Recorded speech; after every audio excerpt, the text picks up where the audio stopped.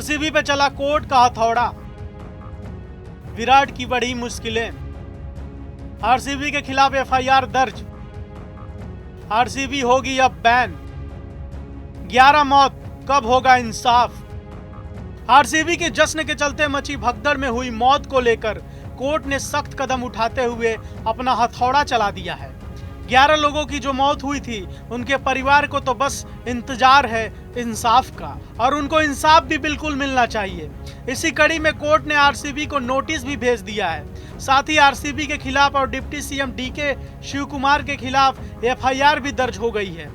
आने वाले समय में विराट की मुश्किलें बढ़ भी सकती है। अब आरसीबी की मैनेजमेंट के साथ साथ विराट कोहली से भी पुलिस पूछताछ कर सकती है।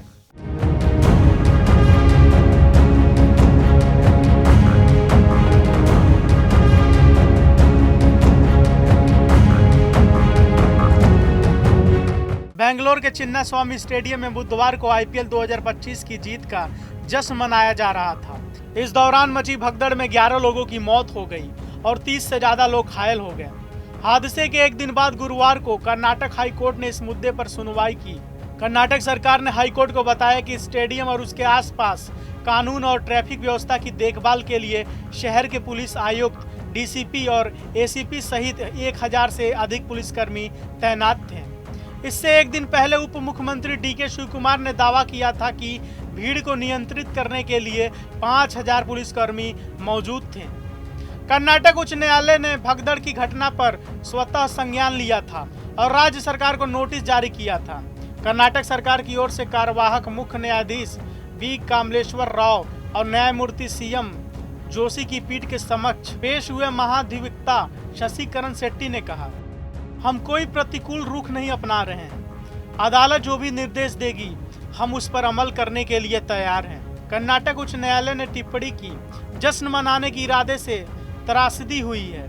हम त्रासदी के कारणों का पता लगाने के लिए इसका स्वतः संज्ञान ले रहे हैं। साथ ही यह भी पता लगा रहे हैं कि क्या इस त्रासदी को रोका जा सकता था और भविष्य में क्या कदम उठाया जाना चाहिए।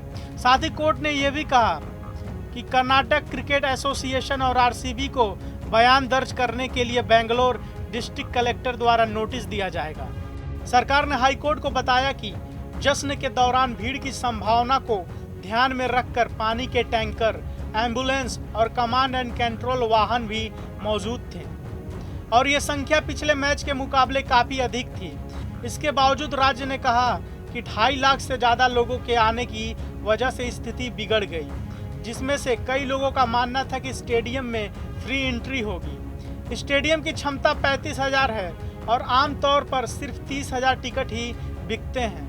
महाधिवक्ता शशिकरण शेट्टी के अनुसार दोपहर तक लोग आयोजन स्थल पर इकट्ठा होने लगे थे और 3 बजे तक इलाका पूरी तरह से बंद हो गया था। भीड़ में राज्य के बाहर के लोग भी शामिल थे। इसके बाद शेट्टी ने स्टेडियम का एक नया नक्शा पेश किया, जिसमें दिखाया गया था कि कहां-कहां मौत हुई।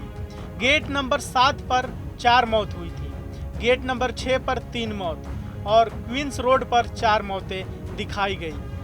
पीठ ने पूछा कि स्टेडियम में कितने गेट हैं, तो राज ने बताया कि कुल 21 गेट हैं, जो सभी खुले थे और लोग अंदर भी बैठे थे। क्राउड कंट्रोल के लिए स्टैंडर्ड ऑपरेटिंग प्रोसीजर यानी एसओपी के बारे में अदालत के सवाल के जवाब में कर्नाटक सरकार ने कहा कि भविष्य में ऐसी घटना दोबारा न हो, इसके लिए नए सिरे से एसओपी बनाने का काम चल रहा है। शेट्टी ने कहा कि मुख्यमंत्री सिद्धारमैया ने अधिकारियों को एक नया एसओपी बनाने का निर्देश दिया और घटना की रात से ही इस पर काम शुरू हो गया है।